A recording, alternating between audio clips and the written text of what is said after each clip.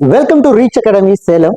நம்ம இந்த வீடியோல நியூரல் கண்ட்ரோல் அண்ட் கோஆர்டினேஷன் டாபிக்ல இருந்து ஒரு முக்கியமான டாபிக் தான் நம்ம பார்க்க போறோம். என்ன அப்படின்னா generation and conduction of nerve impulse, நரம்பு தூண்டல், தோற்றம் மற்றும் கடத்தல். ஓகே, இந்த டாபிக்கை உங்களுக்காக வழங்குறதுக்கு டாக்டர் ராயப்பன். உங்களுக்கு ஏதாச்சும் டவுட் இருந்தா மறக்காம கமெண்ட் செக்ஷன்ல கமெண்ட் பண்ணுங்க, நான் அதை கிளாரிஃபை பண்ணி தரேன். ஓகே, ஸோ இதுல ஃபர்ஸ்ட் பாயிண்ட் என்ன சொல்ல வர்றாங்க அப்படின்னு பாத்தீங்கன்னா the functional unit of neural system. பாருங்க என்ன இருக்குன்ட்டு, functional unit of neural system, functional unit of neural system, neural system யார சொல்லுவாங்க? the functional unit of neural system பொறுத்த வரைக்கும் நம்ம என்ன சொல்லுவோம்? நியூரான் அப்படின்ட்டு நம்ம சொல்லுவோம். the functional unit of neural system யாரு அப்படின்னு பார்த்தோம்னா உங்களுக்கு நியூரான் அப்படின்னு நம்ம சொல்லுவோம். கரெக்டா? சோ இந்த நியூரான் போட்டுக்குங்க. ஒவ்வொரு நியூரான்லயும் முக்கியமா 3 பார்ட் இருக்கு. என்னென்ன பார்ட் அப்படின்னு பார்த்தோம்னா, ஃபர்ஸ்ட் ஒன்னு டென்ட்ரைட்ஸ் அப்படின்னு சொல்லுவோம். நம்ம மேல வந்து பாத்தீங்கன்னா அந்த தேய் மாதிரி இருக்கும் தெரியுங்களா, அந்த ஸ்ட்ரக்சரை தான் நம்ம டென்ட்ரைட்ஸ் அப்படின்னு நம்ம சொல்லுவோம். ஓகே, டென்ட்ரைட்ஸ் அப்படின்னு நம்ம சொல்லுவோம். அடுத்தது யாரு இருப்பாங்க? செல் பாடி அப்படின்னு சொல்லிட்டு சென்டர்ல ஒரு நியூக்ளியஸோட இருக்கக்கூடிய பார்ட் செல் பாடி. அடுத்தது யாரு இருப்பாங்க அப்படின்னு சொல்லி பார்த்தோம்னா ஆக்சான் அப்படின்னு சொல்லிட்டு ஒரு பார்ட் இருப்பாங்க. ஓகே, சோ இதுல நம்ம இந்த டாபிக் ரெலவெண்டா நம்ம பாக்குறது என்ன, அந்த ஆக்சான் தான். சோ இந்த ஆக்சானை பொறுத்த வரைக்கும் ஆக்சானுடைய பிளாஸ்மா மெம்பரைன், ஆக்சானுடைய பிளாஸ்மா மெம்பரைன் அதுக்கு என்ன சார் பேரு அப்படின்னு பாத்தீங்கன்னா ஆக்சோலெம்மா அப்படின்ட்டு பேரு, ஆக்சோலெம்மா அப்படின்ட்டு பேரு. சரி, ஆக்சானுடைய சைட்டோபிளாசத்துக்கு என்ன சார் பேரு அப்படின்னு சொல்லி பார்த்தோம்னா ஆக்சானுடைய சைட்டோபிளாசம் என்ன சார் பேரு அப்படின்னு பார்த்தோம்னா ஆக்சோபிளாசம். நல்லா நோட் பண்ணிக்கோங்க. சோ நியூரான்ல முக்கியமா 3 பார்ட் இருக்குன்னு தெரியும். First part dendrite, second part cell body, and then third one அப்படின்னு பாத்தீங்கன்னா ஆக்சான். ஆக்சானுடைய பிளாஸ்மா மெம்பரேனுக்கு ஆக்சோலெம்மா, ஆக்சானுடைய சைட்டோபிளாசத்துக்கு ஆக்சோபிளாசம். தெளிவா புரிஞ்சிருக்குன்னு நினைக்கிறேன். So generation and conduction of nerve impulse, நரம்பு தூண்டல், தோற்றம் மற்றும் கடத்தல்ல ஃபர்ஸ்ட் ஸ்டெப் என்ன அப்படின்னு சொல்லிட்டு பாருங்க. ஸோ இது ஃபண்டமெண்டல். ஓகே, இது கிளியரா தெரியும்னு நினைக்கிறேன். ஸோ இதுல ஃபர்ஸ்ட் ஸ்டெப் அப்படின்னு சொல்லி பார்த்தோம்னா இம்பல்ஸ் வராத போது, எந்த ஒரு நர்வ் இம்பல்ஸுமே வரல, அந்த ஸ்டேட்டுக்கு என்ன சார் பேர் சொல்லுவாங்க அப்படின்னு பாத்தீங்கன்னா ரெஸ்டிங் ஸ்டேட் அப்படின்னு சொல்லுவாங்க. ஓகேங்களா, தமிழ்ல ஓய்வு நிலை அப்படின்னு நம்ம சொல்லுவோம், ரெஸ்டிங் ஸ்டேட் அப்படின்னு நம்ம சொல்லுவோம். ஆர் போலரைஸ்டு ஸ்டேட்னு நம்ம சொல்லலாம். ஏன் போலரைஸ்டு அதையும் நான் சொல்றேன். போலரைஸ்டு ஸ்டேட் அப்படின்னு நம்ம சொல்லலாம். ஏன் போலரைஸ்டு ஸ்டேட்னு சொல்றோம் அப்படின்னு சொல்லி பார்த்தோம்னா, ஃபார் எக்ஸாம்பிள் இதுதான் வந்து ஆக்சான் அப்படின்னு நம்ம கன்சிடர் பண்ணிக்கலாம். ஓகேங்களா, சோ இந்த ஆக்சானுடைய பிளாஸ்மா மெம்பரேன் ஆல்ரெடி நம்ம சொன்னோம். ஆக்சானுடைய பிளாஸ்மா மெம்பரேனுக்கு என்ன பேர் சொன்னேன் அப்படின்னோம்னா ஆக்சோலெம்மா அப்படின்னு சொன்னோம், ஆக்சோலெம்மா அப்படின்னு நம்ம சொன்னோம். ஆக்சானுடைய சைட்டோபிளாசம், ஆக்சானுடைய சைட்டோபிளாசம் நம்ம என்ன பேர் சொன்னோம் அப்படின்னோம்னா ஆக்சோபிளாசம் அப்படின்னு சொன்னோம். கரெக்டா? அப்போ இது எதுவும் கிடையாது, நியூரான்ல இருக்கக்கூடிய அந்த ஆக்சான்ங்கிற பார்ட் தான் நம்ம என்லார்ஜ் பண்ணி நம்ம போட்டிருக்கிறோம், ஆக்சோபிளாசம். தெளிவா புரிஞ்சுக்கீங்க. சோ இதுக்கு வெளியே இருக்கக்கூடிய ஃப்ளூயிட், இதை நம்ம என்ன சொல்லுவோம் அப்படின்னு சொல்லி பார்த்தோம்னா தெளிவா பாருங்க. இது என்ன பார்ட் சொல்லுவோம் அப்படின்னோம்னா அவுட் சைடு ஃப்ளூயிட் அப்படின்னு நம்ம சொல்லுவோம். இது அவுட் சைடு ஃப்ளூயிட் அப்படின்னு நம்ம சொல்லுவோம். தெளிவா சொல்றேன், ஸ்டெப் பை ஸ்டெப்பா சொல்றேன், கிளியரா இருக்கும். இதை தாண்டி கொஸ்டினே எடுக்கவே முடியாது. ஓகேங்களா, சோ அவுட் சைடு ஃப்ளூயிட் இது என்ன அப்படின்னு சொல்லி பார்த்தோம்னா ஆக்சோபிளாசம் நமக்கு தெரியும். சோ ரெஸ்டிங் ஸ்டேஜ்ல எப்படி இருக்கும் அப்படின்னு பார்க்கலாம். சோ இந்த ஆக்சனுக்கு மேல ஒரு முக்கியமான ஒரு பார்ட் இருக்கும். இது என்ன அப்படின்னு சொல்லி பார்த்தோம்னா பொட்டாசியம் அயன் சேனல் அப்படின்னு சொல்லுவாங்க. சோ இவங்களுடைய பேர் என்ன சொல்றாங்க? பொட்டாசியம் அயன் சேனல் அப்படின்னு சொல்லுவாங்க, பொட்டாசியம் அயன் சேனல்ஸ் அப்படின்னு சொல்லுவாங்க. அடுத்தது வேற யார் சார் இருப்பாங்க அப்படின்னு பார்த்தோம்னா இன்னொரு முக்கியமான ஆள் இருப்பான். அவன் பேர் என்னன்னா சோடியம் அயன் சேனல் அப்படின்னு சொல்லுவாங்க. யாரு? இவங்கதான் அந்த சோடியம் அயன் சேனல். ஓகேங்களா, சோ இந்த கிரீன் கலர் இருக்கிறது யாரு? Potassium ion channel. Green colour, இந்த ப்ளூ கலர்ல இருக்கிறது யாரு அப்படின்னு பாத்தீங்கன்னா sodium ion channel, sodium ion channel. ஓகேங்களா, கிளியரா புரியும்னு நினைக்கிறேன். அடுத்தது யாரு இருப்பாங்க அப்படின்னு பார்த்தோம்னா இதுல முக்கியமான ஒரு பம்ப் ஒருத்தன் இருப்பான். அந்த பம்புக்கு என்ன பேரு அப்படின்னு பாத்தீங்கன்னா சோடியம் பொட்டாசியம் பம்ப் அப்படின்னு பேரு. இங்க பாருங்க, இவங்கதான், இவங்களுக்கு பேர் என்ன சொல்றாங்க, சோடியம் பொட்டாசியம் பம்ப் அப்படின்ட்டு பேரு. அப்போ ஆக்சான், ஆக்சானுடைய plasma membrane otherwise called as என்ன சொன்னோம், ஆக்சா லெம்மா அப்படின்னு நம்ம சொன்னோம். கரெக்டா, ஆக்சோ லெம்மான்னு சொன்னோம். ஆக்சானோட சைட்டோபிளாசத்துக்கு ஆக்சோபிளாசம் அப்படின்னு சொன்னோம். சோ ஆக்சோ லெம்மால யார் யார் இருக்கிறாங்கன்னா அயன் சேனல் பிரசன்ட் ஆயிருக்கும். அயன் சேனல்ல தமிழ்ல அயனிக் கால்வாய்கள் அப்படின்னு சொல்லுவோம். கரெக்டா, இதுல potassium ion channel and then sodium ion channel, 2 ion channel இருக்கு. ஓகேங்களா, சோ பொட்டாசியம் அயன் சேனல் ஒண்ணு, ரெண்டாவது சோடியம் அயன் சேனல் ஒண்ணு. அந்த தேர்ட் ஒன் யாரு இருப்பாங்கன்னா சோடியம் பொட்டாசியம் பம்ப், தமிழ்ல சோடியம் பொட்டாசியம் உண்டம் அப்படின்னு நம்ம சொல்லுவோம். கரெக்டா, ஓகே, நல்லா நோட் பண்ணி வச்சுக்கோங்க. இவங்களுடைய ரோல்ல எப்படி இருக்குன்னு நம்ம பார்ப்போம். சோ ரெஸ்டிங் ஸ்டேஜை பொறுத்த வரைக்கும், ஓகே, இந்த அவுட் சைட் ஃப்ளூயிட் நம்ம சொன்னோம்ல, இந்த ரெஸ்டிங் ஸ்டேஜ்ல அவுட் சைட் ஃப்ளூயிட்ல யார் யார் இருப்பாங்க அப்படின்னு பாருங்க. ஓகே, அவுட் சைட் ஃப்ளூயிடை பொறுத்த வரைக்கும் ரெஸ்டிங் ஸ்டேட்ல பொட்டாசியம் உங்களுக்கு லோவா இருக்கும், சோடியம் உங்களுக்கு ஹையா இருக்கும், சோடியம் உங்களுக்கு ஹையா இருக்கும். ஓகேவா, சோ அவுட் சைட் ஃப்ளூயிட்ல பொட்டாசியம் கான்சென்ட்ரேஷன் உங்களுக்கு லோவா இருக்கும், சோடியம் கான்சென்ட்ரேஷன் உங்களுக்கு ஹையா இருக்கும். அதே ஆக்சோ லெமன் எடுத்தீங்கன்னா அப்படியே கான்ட்ராவர்சி. எப்படி இருப்பான் அப்படின்னு சொல்லி பாருங்க. பொட்டாசியம் உங்களுக்கு ஹையா இருப்பான், அதே மாதிரி சோடியம் உங்களுக்கு எப்படி இருப்பான், லோவா இருப்பான். ஓகேங்களா, இதை தாண்டி இன்னொருத்த முக்கியமான ஒரு ஆள் இருக்கிறான். அவன் யாரு அப்படின்னு சொல்லி பார்த்தோம்னா நெகட்டிவ்லி சார்ஜ்டு புரோட்டீன். ஓகேவா, நெகட்டிவ்லி சார்ஜ்டு புரோட்டீன் அப்படின்ட்டு இவன் இருக்கிறான், charged protein.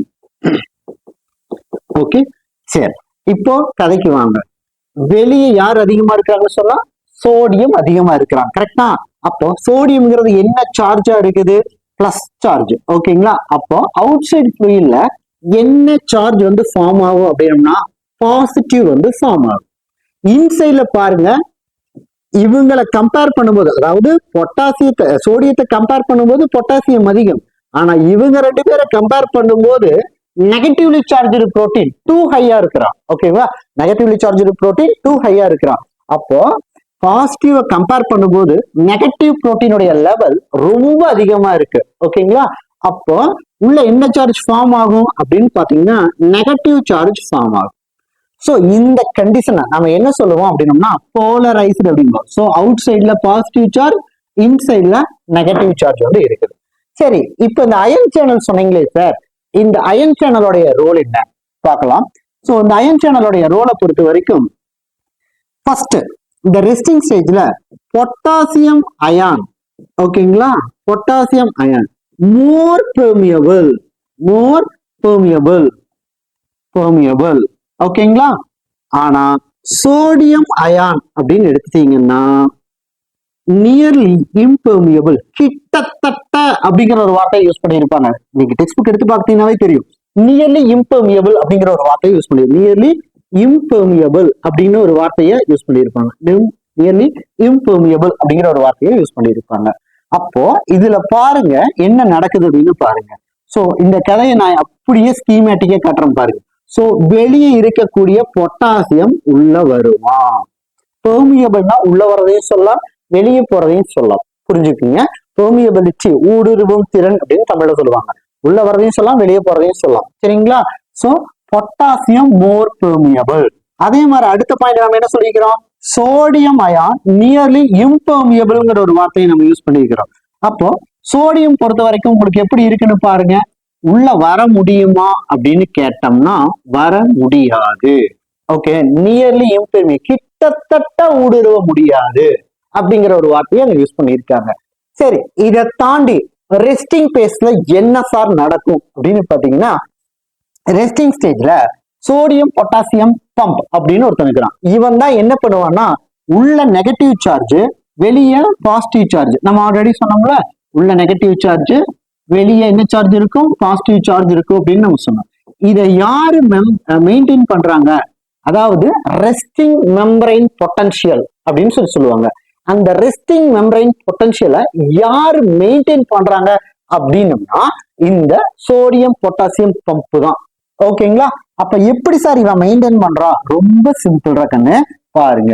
So outside fluid இங்க இருக்கக்கூடிய 2 பொட்டாசியம் அயான் உள்ள பம்பிங் ஆச்சுன்னா அதே மாதிரி உள்ள இருக்கக்கூடிய 3 சோடியம் அயான் பம்ப் அவுட் ஆகுது. தெளிவா பாருங்க, 2000 ரூபாய் சம்பாதிச்சா 3000 ரூபாய் செலவாகுது, அவ்வளவுதான் கதை. ஓகேவா? இப்போ 2000 ரூபாய் சம்பாதிச்சா 3000 ரூபாய் செலவாகுது, அப்படி நீங்க என்ஜாய் பண்ணி. அப்ப நமக்கு லாபமா நட்டமா அப்படின்னு பார்த்தோம்னா டெஃபினட்டா லாஸ் தான் வரும். கரெக்டா? அப்போ உள்ள நெகட்டிவ் சார்ஜ் தான் ஃபார்ம் ஆகும். உள்ள 2 பொட்டாசியம், அதாவது 2 பாசிட்டிவ் சார்ஜ் வந்தா 3 பாசிட்டிவ் சார்ஜ் வந்து வெளியே ஓடி போயிடுது. அப்போ ஆட்டோமேட்டிக்கா உள்ள என்ன சார்ஜ் ஃபார்ம் ஆகுது? நெகட்டிவ் சார்ஜ் தான் உங்களுக்கு ஃபார்ம் ஆகுது. சோ இந்த பாயிண்ட் ஆஃப் வியூல பார்க்கும்போது என்னென்ன கொஸ்டின் கேட்கலாம் அப்படின்னு பார்க்கலாம். சோ ரெஸ்டிங் மெம்பரைன் பொட்டன்ஷியல் இப்படியே கொஸ்டின் கேட்பாங்க. ஓகேவா? During the generation and conduction of nerve இம்பல்ஸ்ல வந்து பாத்தீங்கன்னா ரெஸ்டிங் ஸ்டேஜ்ல அவுட் சைட் ஃப்ளூயிட்ல யாரு இருப்பாங்க, இன்சைட் ஃப்ளூயிட்ல யாரு இருப்பாங்க அப்படின்னு கொஸ்டின் கேட்பாங்க. ஓகேங்களா? So outside fluid contain first ஆப்ஷன்ல low potassium and high sodium.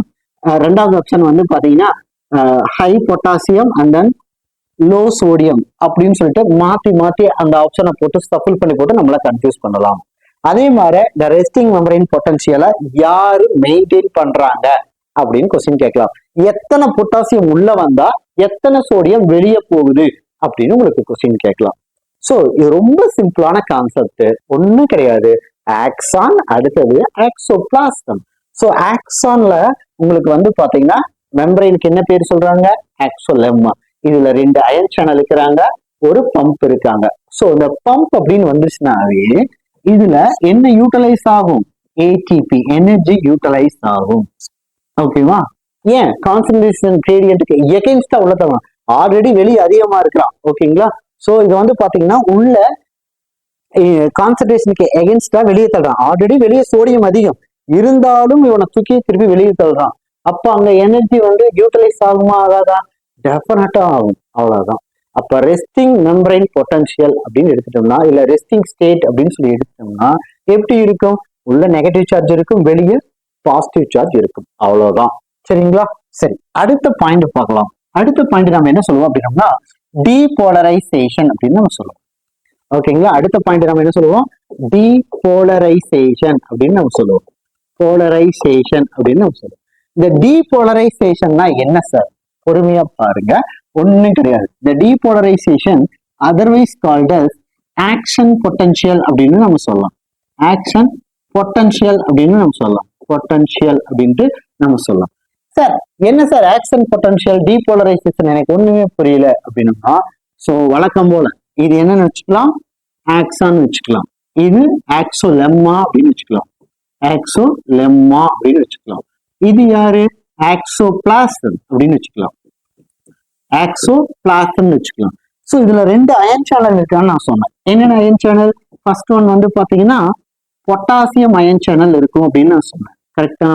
ரெண்டாவது யாரு இருப்பாங்க அப்படின்னு பாத்தீங்கன்னா சோடியம் அயன் சேனல் இருக்கும் அப்படின்னு நான் சொன்னேன். கரெக்டா? சோடியம் அயன் சேனல் இருக்குன்னு சொன்னேன். சோ இதுல என்ன நடக்கும் அப்படின்னு சொல்லி பார்த்தோம்னா நர்வ் இம்பல்ஸ் இங்க வருதுன்னு வச்சுக்கோங்க. நர்வ் இம்பல்ஸ் வரும்போது உங்களுக்கு என்ன ஆகுதுன்னா இந்த அயன் சேனல் ஓப்பன் ஆகும். இப்ப அந்த அயன் சேனல் ஓப்பன் ஆகும்போது அவுட் சைட் ஃப்ளூயிட் இங்க யார் இருப்பாங்க அப்படின்னு சொல்லி பார்த்தோம்னா ஆல்ரெடி நம்ம பார்த்தோம், சோடியம் அயான்ஸ் இருப்பாங்க, ஹை கான்சன்ட்ரேஷன் இருப்பான்னு சொன்னாங்க. வெளியே இருக்கக்கூடிய சோடியம் எல்லாமே உள்ள வர ஆரம்பிக்கும். அப்போ வெளியே இருக்கக்கூடிய பாசிட்டிவ் சார்ஜ் எல்லாமே உள்ள வரும்போது உங்களுக்கு உள்ள என்ன சார்ஜ் வந்து ஃபார்ம் ஆகும் அப்படின்னு பாத்தீங்கன்னா உள்ள பாசிட்டிவ் சார்ஜா மாறிடும், வெளியே நெகட்டிவ் சார்ஜா மாறிடும். சோ இந்த கண்டிஷனை நம்ம என்ன சொல்லுவோம் அப்படின்னம்னா டீபோலரைசேஷன் அப்படிம்பாங்க. போலரைசேஷன் அப்படின்னம்னா வெளியே பாசிட்டிவ் உள்ள நெகட்டிவ். டீபோலரைசேஷன் அப்படின்னு சொல்லி பாத்தீங்கன்னா அப்படியே கான்ட்ரவர்சியா மாறும், வெளியே நெகட்டிவ் உள்ள பாசிட்டிவ். இப்ப பாருங்க, இது போலரைஸ்டு ஸ்டேட், இது டீபோலரைஸ்டு ஸ்டேட். அப்ப क्वेश्चन கேட்பான், depolarized state or action potential state or nerve impulse வந்து உங்களுக்கு ஜெனரேட் ஆகும்போது உங்களுக்கு எந்த அயான் பெர்மியபிள் ஆகும் அப்படின்னு क्वेश्चन கேட்பான். ரொம்ப சிம்பிள், சோடியம் தான் உள்ள போவான். இப்படி சோடியம் உள்ள போறான்ல, போனது within a fraction of second அடுத்து என்ன நடக்கும் அப்படின்னு பாருங்க. இப்படி உள்ள போன அடுத்த செகண்டே உங்களுக்கு என்ன நடக்கும் அப்படின்னு சொல்லி பாத்தீங்கன்னா, சோ வழக்கம் போல இது ஆக்சான் அப்படின்னு வச்சுக்கலாம், இது ஆக்சான் வச்சுக்கலாம், இது பொட்டாசியம் அயன் சேனல் வச்சுக்கலாம். அடுத்தது இது சோடியம் அயன் சேனல் அப்படின்னு வச்சுக்கலாம். ஓகேங்களா, சோடியம் அயன் சேனல் வச்சுக்கலாம். சோ இதுக்கு முன்னாடி நம்ம என்ன பார்த்தோம், இந்த டாபிக் பார்த்தோம், அதாவது டீபோலரைசேஷன் அப்படின்னு பார்த்தோம். சோ டீபோலரைசேஷன்ல உங்களுக்கு நம்பரினுடைய பொலாரிட்டி அப்படியே உங்களுக்கு ஆல்டர் ஆகுது. கரெக்டா, நம்பரினுடைய பொலாரிட்டி அப்படியே உங்களுக்கு கான்ட்ரவர்சி சேஞ்ச் ஆகுது. இங்க நல்லா நோட் பண்ணி பாருங்க.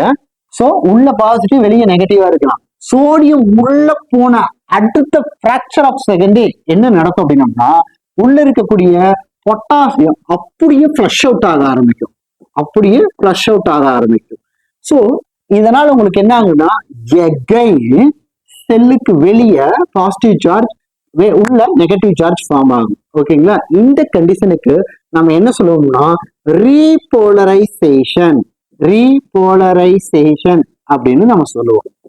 ஓகேங்களா, ஸோ பொலாரிட்டி திருப்பியும் நார்மல் பொசிஷனுக்கே வந்துடும்.